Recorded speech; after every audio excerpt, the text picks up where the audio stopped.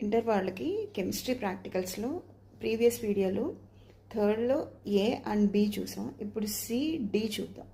ఓకేనా? చూసే ముందు అయితే ఛానల్ని సబ్స్క్రైబ్ చేసుకోండి, సేవ్ చేసుకుని మీ ఫ్రెండ్స్కి షేర్ చేయండి. థర్డ్ బిట్లో ఆప్షన్స్ ఉంటాయి A B C or D అని. మీకు ఏదో క్వశ్చన్ అడగచ్చు. ప్రీవియస్ వీడియోలో మనం ఏబి చూసాం కదా, ఇప్పుడు సిడి చూద్దాం. సి బిట్ ఏంటి అంటే క్రోమటోగ్రఫీ. క్రోమటోగ్రఫీలో ప్రిపరేషన్ ఆఫ్ క్రోమటోగ్రఫిక్ పేపర్కి, అలాగే ఎల్యూషన్కి, క్యాలిక్యులేషన్ ఆఫ్ ఆర్ఎఫ్ వాల్యూకి ఈచ్ బిట్కి 2 మార్క్స్, అంటే టోటల్గా 6 మార్క్స్. నెక్స్ట్ డి బిట్కి వచ్చేటప్పటికి మీకు ఇక్కడ 2 ఉంటాయి డీలో. ఒకటి qualitative test for carbohydrates, qualitative test for proteins.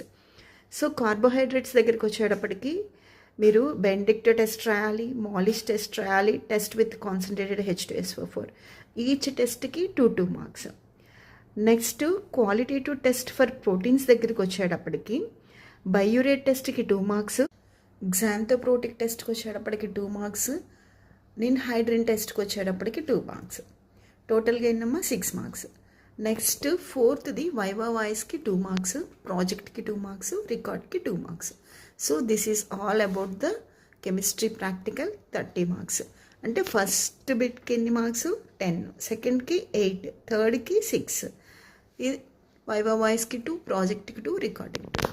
So this is all about your chemistry practicals. ఓకేనా? All the best.